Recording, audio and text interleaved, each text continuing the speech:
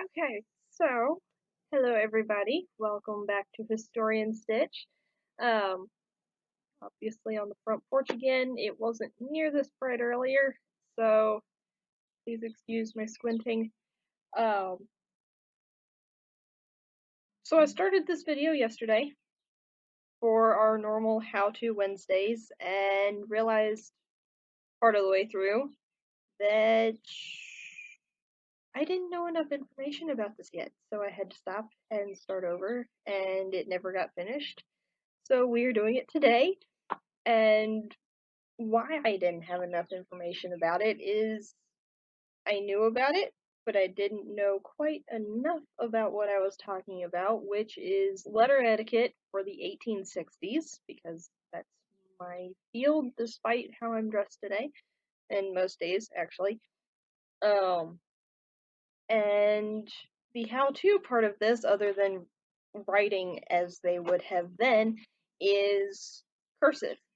1840s through present day-ish. We don't write near as pretty in cursive as they did then, but I'm going to show you all a book that I've been using, kind of teaching myself how to actually do it. Fun story with me and my really old style writing. Walking through what is now the American Civil War Museum in Richmond, I looked at a letter and went, you know what? I want to write like that. So I did. Started out really rough, and looking back at journals, it has progressed to where it is now. And since I got the penmanship book that I've got, it has gotten 10 times better. But that also means that some people can't read it at all, which is problematic, but not near as problematic as it used to be. Um, okay, weird sidetrack, but it's fine. Um,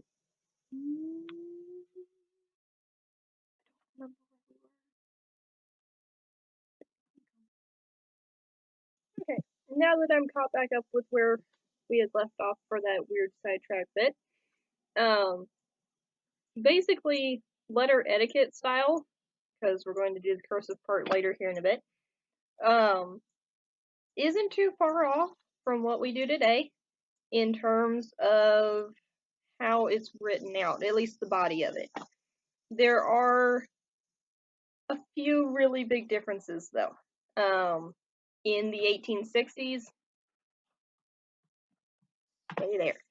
In the 1860s, you had different formats of letter writing for different things. So if you had a personal letter, you were going to set up the letter a very specific way compared to a business letter that is going to be very different. And I'll explain those two specifically a little bit later here in a minute.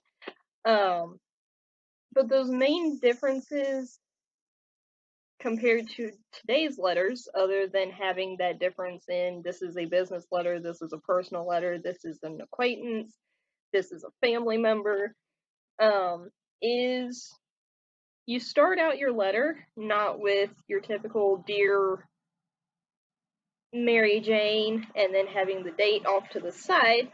You start out your letter with the proper name of who the letter is going to, followed by where that person's from and the town. So you have name, town, state, and then you have the date. You put them kind of in that order because in the 1860s you have envelopes. You could definitely use one, but your letter is going to end up being folded a specific way to create your letter, or to create your envelope, rather. Um, that chunk is what really changes between business letters and personal letters in the 1860s. Um, for a personal letter, you're going to have it fairly spread out, but cut off with commas throughout the writing. Whereas for a business letter, it's going to be very blocky. So you have the person, where they are, and the date, one right on top of the other. Um,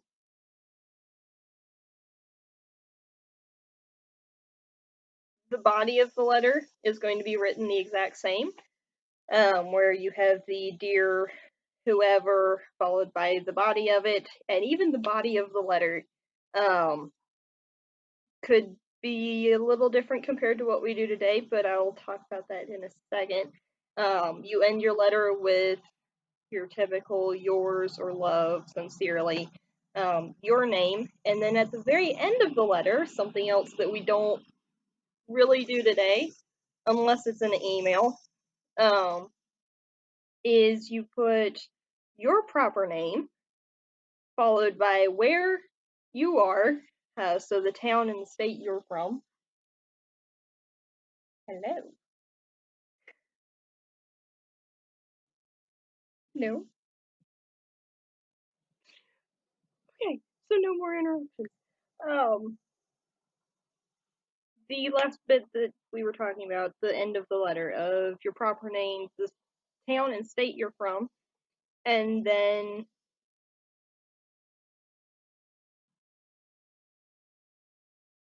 that might be it. I think that might be it for what you put at the end of the letter. If it's a business letter, you would probably also put, other than your proper name, you would also put the business to which you were writing for. But business letters in 1860s were a little bit different than what we've got now, because if you're a farmer, you're a businessman. If you are a shop owner, you're obviously a businessman.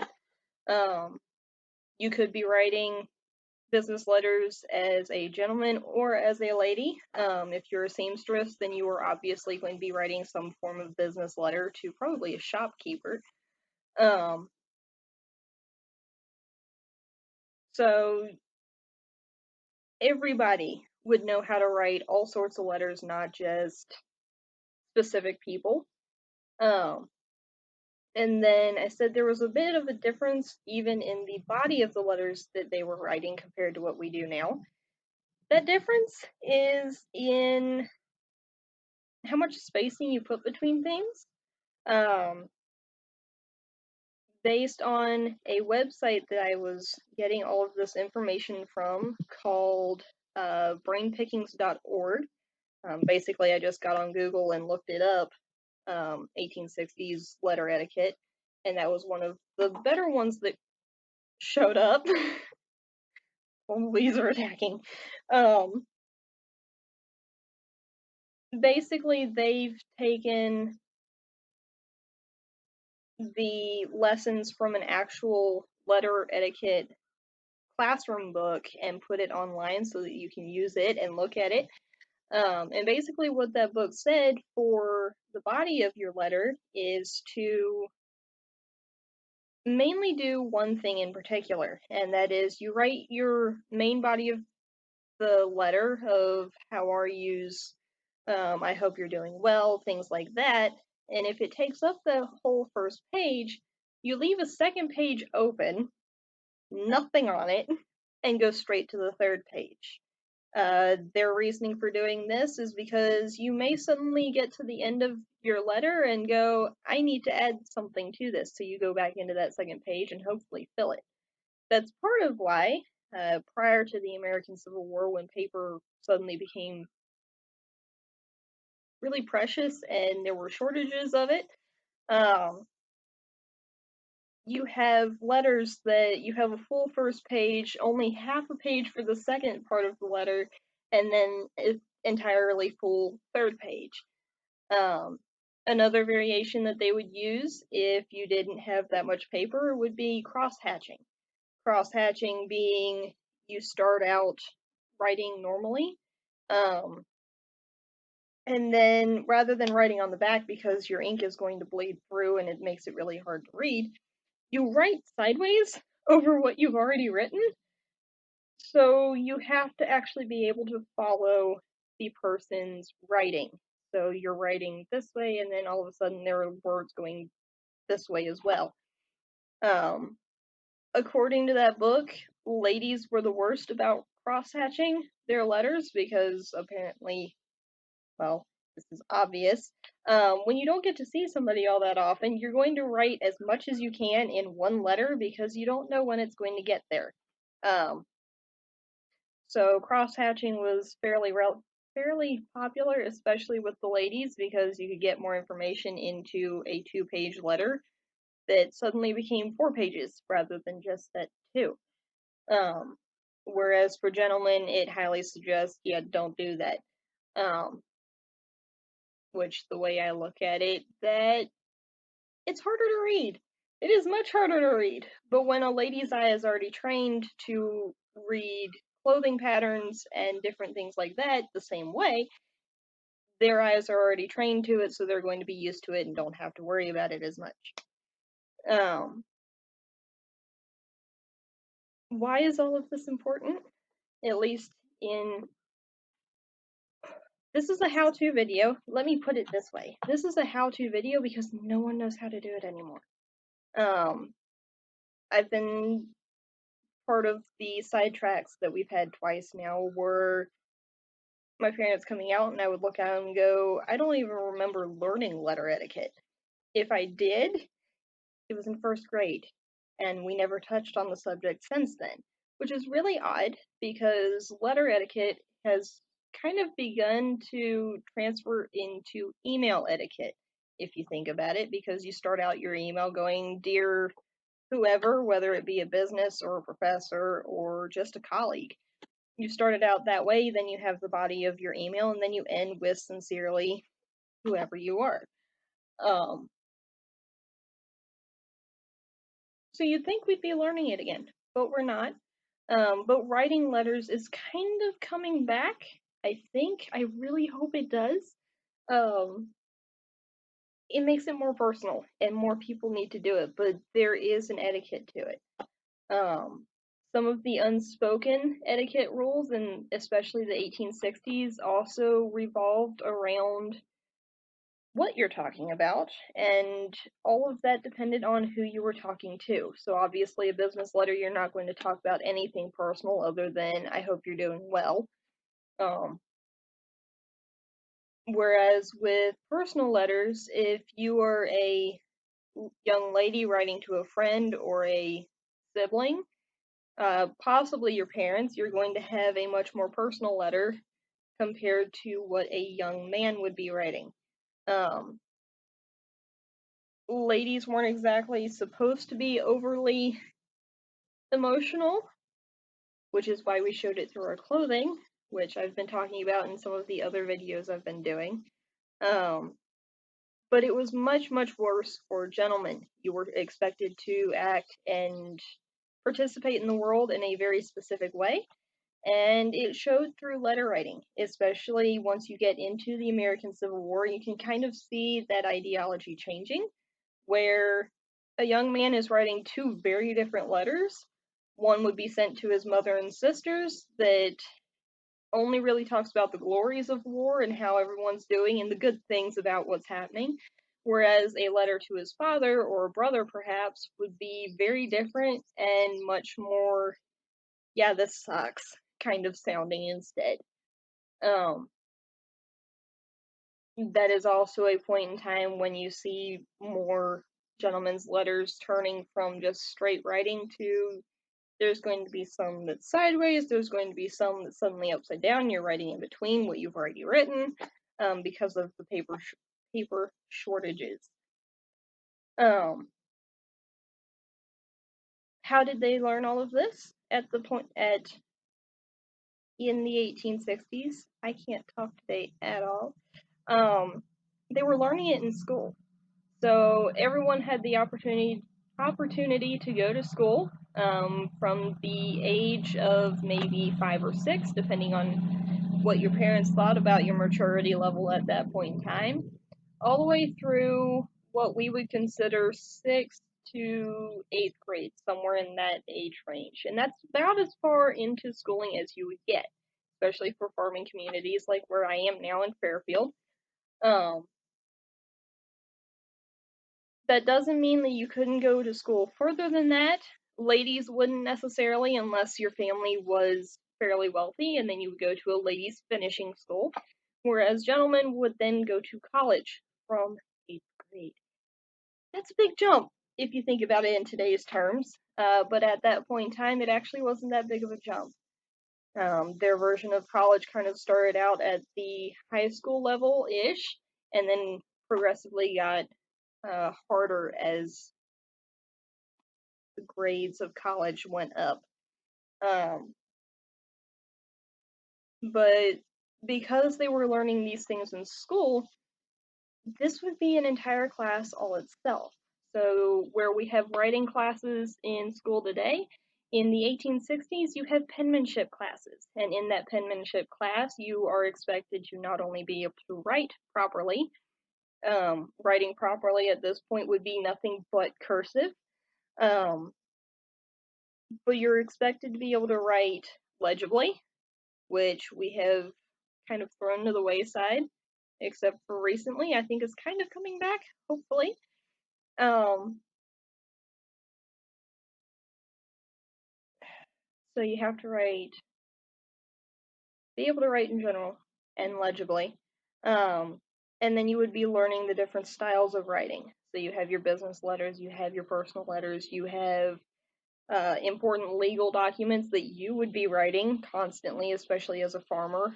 You wouldn't necessarily go straight to a lawyer and go, "Hey, I need you to write this." You'd be sitting down writing it yourself. Um, but yeah, basically, you'd be learning all of that in a very specific class, whereas today we have our writing classes rather throughout all of grade school and into college if you choose that route. But you're not really expected to learn how to write well. They had to write well. Today we have different versions of it. I think technically you can still take shorthand classes, and that would be kind of the same concept as the penmanship classes of the time. And with that, I'm going to switch the camera around somehow here. It might be through my phone instead, so video quality might go down. I'm not sure. But we will go over we're just going to go over the alphabet and how to write it. So yeah. Alright, so I'm using my phone for this part, so if it moves way more than it usually does, I apologize. But we are going to start the cursive part of this. Basically, why I'm specifying this is 19th century cursive is because it's a little bit different. Where we have a little bit of extra flair, I guess you could say, to some of our cursive letters that, granted, I haven't learned again since 3rd grade, so I'm not entirely sure what they look like anymore. These are a little bit, it's like fancy print, but this is the book that I've been actually learning 19th century cursive from. Got it from Amazon for maybe $5. I'm not entirely sure. I actually started out learning with a book at Frontier Culture Museum. I was working on my capstone at the same time as I was technically working there. So my friend Travis looked at me and went, "You're writing it in cursive anyway. Would you like to learn the cursive that goes with this house?" Because I was an 1850s farm. It's like, yeah, that works. And it completely different setup for textbook than this one. This one actually walks you through and gives you grid. You can see where I've been working on some of it, and then there's the ones that I just haven't gotten to. The nice thing about the one at Frontier is it actually tells you how you should sit, how you should hold your hand. I kind of found it funny because I looked at a lot of the proper sitting position part of it and went, yeah, no, that's not how I sit to write any format. But one thing that is helpful when you're learning penmanship particularly is to start out with a pencil.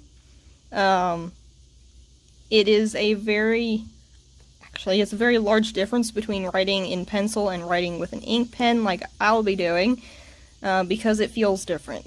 It actually glides a little bit better with the ink than it does with the pencil, but you are more likely to smear everything if you use your ink pen.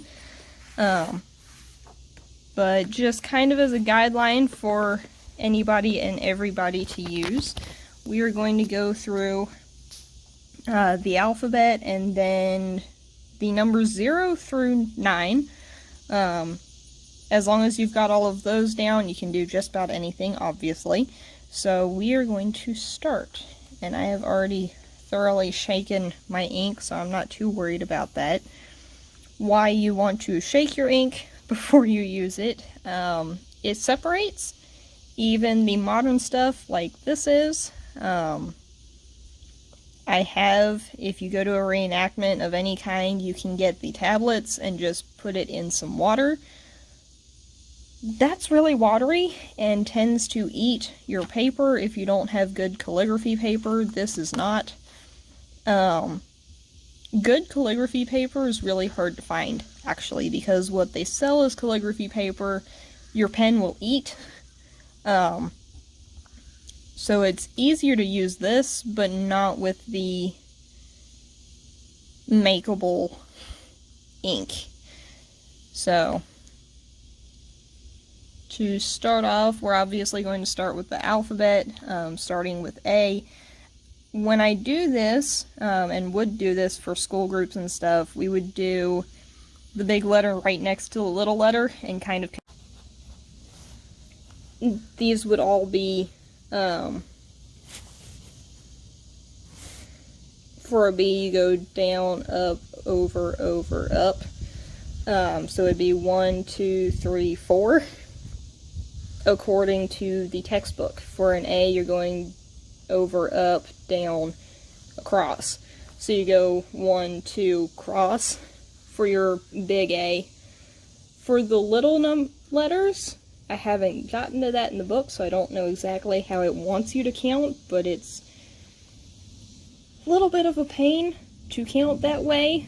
When it comes to writing, I tend to do phrasing instead. So for D, down, over, down. D and a B. That's not how it's supposed to work.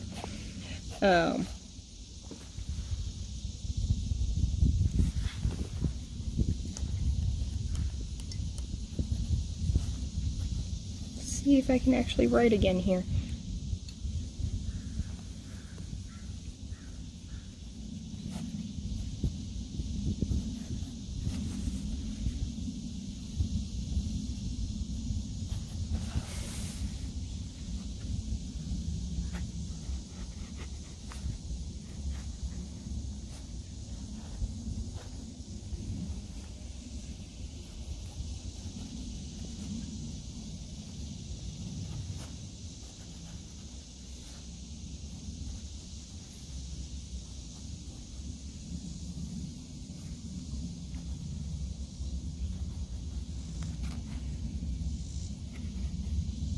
Oops.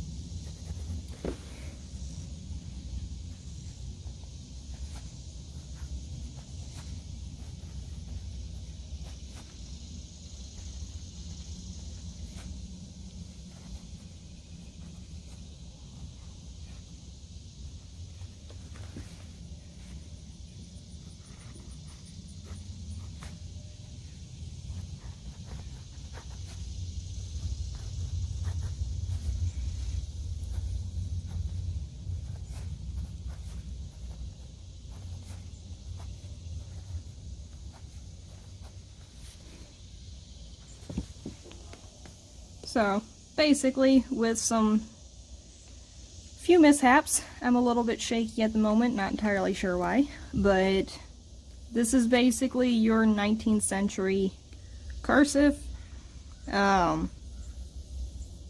it's honestly much easier to learn from the books than it is by watching somebody do it.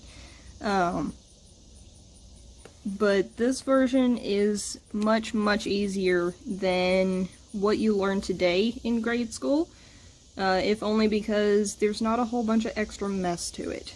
This I have found is much easier to retain, because if I remember correctly, especially the D's, there is some extra funky stuff that they try to get you to do now that never made sense, compared to just drawing a D and going from there. But yeah, this is basically what cursive looks like. We've gone over our penmanship now, and our letter etiquette. And yeah, honestly kind of running out of things to talk about again. I'll try and figure something out for next week, but if you all have any suggestions, please tell me. Like, comment, subscribe, if you will, if we're on YouTube. For the Facebook thing, just please talk about this. I enjoy reading what everybody comments with, and this is something that some of us know and some of us do not know or haven't learned. But yeah, with that, I will see you all next time, and everybody have a good day.